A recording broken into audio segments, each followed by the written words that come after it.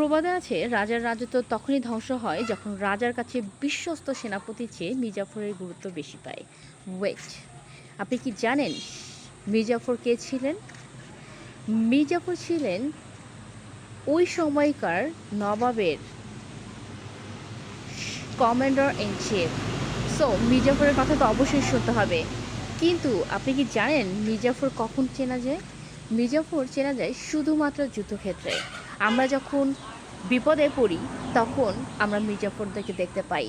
সবচেয়ে কাছের বন্ধু বা সবচেয়ে কাছের মানুষ, সবচেয়ে আপনজন যারা, তারা নিজেদের স্বার্থটুকু উদ্ধার করেই হাসিল করেই কীভাবে কেটে পড়ে। আর এটার মাধ্যমে তারা যে মির্জাফর তার জানান দিয়ে যায়। ধন্যবাদ।